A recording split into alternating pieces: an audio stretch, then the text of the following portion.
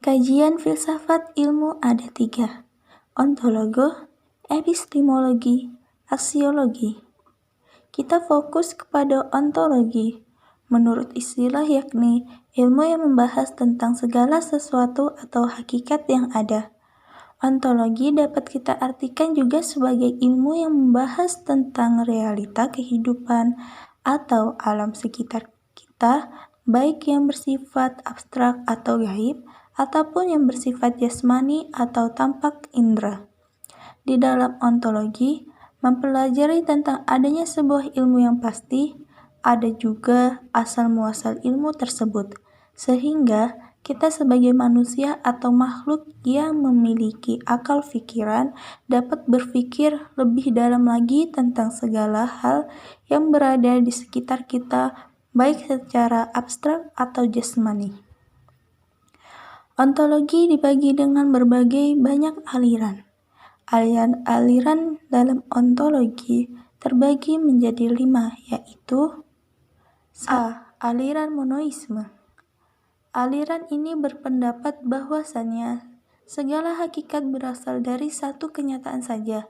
Aliran ini juga tidak mempercayai adanya suatu kenyataan yang melebihi satu.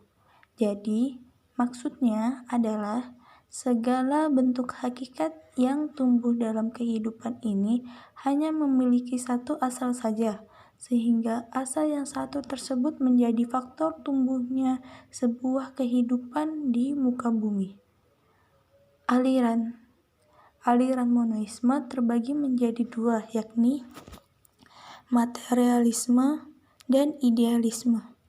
Materialisme berpendapat bahwa hakikat benda di sini adalah materi, benda itu sendiri, seperti rohani, jiwa, spirit ini termasuk dalam materialisme. Walaupun dianggap serupa dengan naturalisme, materialisme tetap saja memiliki perbedaan seperti naturalisme, tidak menganggap adanya rohani, jiwa, dan spirit dalam konteks materialisme. 2. Idealisme adalah aliran yang berkonteks pada spiritual dan ideal, sehingga pada aliran ini berpendapat bahwasannya jiwa atau jasmani itu hanyalah penjelmaan dari sebuah roh itu sendiri. B. Dualisme merupakan suatu aliran yang memiliki pendapat untuk menyatukan dua aliran yang berbeda, yakni materialisme dan idealisme. Pada hal ini, aliran ini berpendapat bahwa adanya perbedaan kedudukan antara ruh dan jiwa, mereka tidak saling berkaitan.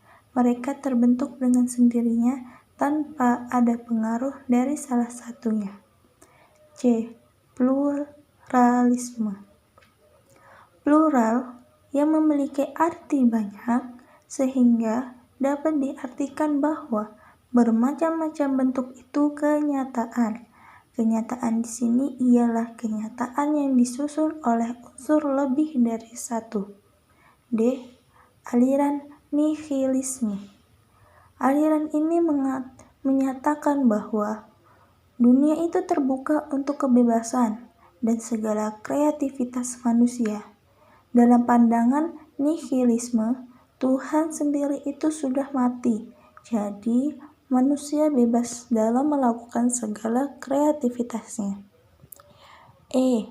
Aliran agnostisisme. Aliran ini berpaham yang terletak pada teisme dan ateisme. Mereka ini antara punya Tuhan dan tidak. Mereka menganggap bahwa manusia tidak mampu mengetahui akan adanya Tuhan. Mereka berpendapat bahwa manusia tidak dapat mengetahui hakikat suatu benda. Al-Ghazali lebih ke arah aliran idealisme yang dimana suatu yang tidak terlihat, yang tidak bisa dimaterialkan itu mampu menjadikan suatu kebenaran atau dapat dijadikan suatu acuan atau kebenaran, sehingga untuk menjadikan kebenaran itu tidak hanya menggunakan akal kerasionalan sesuatu yang terlihat bahkan yang irasional, atau tidak rasional yang tidak masuk akal. Yang tidak masuk akal itu mampu menjadikan suatu pencarian sebuah kebenaran. Ibnu Rus, seorang filsuf muslim, mengatakan bahwa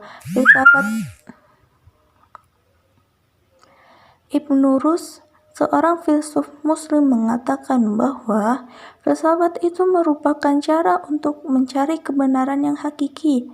Memang benar, untuk mencari kebenaran itu salah satunya dengan menggunakan filsafat.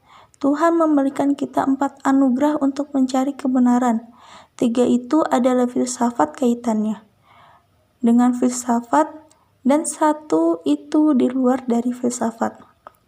Yang 3 itu ialah akal, intuisi, dan pengalaman. Itu adalah salah satu cara mencari kebenaran, memikirkan secara mendalam, merasionalkan sesuatu. Namun, kita sebagai umat beragama tidak mampu mencari kebenaran yang hakiki hanya dengan 3 itu. Maka Al-Ghazali mengatakan wahyu salah satu cara mencari kebenaran, dan itu di luar dari rasionalitas manusia atau kemampuan atau batas manusia. Dan 2 filsuf ini saling bertentangan. Kalau filsuf Ibnu Rus lebih condong ke rasionalisme. Sesuatu itu harus dirasionalkan, bahkan Tuhan pun harus dirasionalkan dengan akal.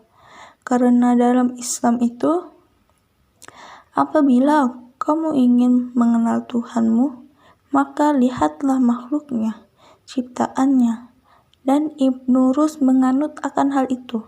Jadi, untuk merasionalkan Tuhan, dia melihat ayat-ayat Tuhan, tanda-tanda ketuhanannya di muka bumi ini.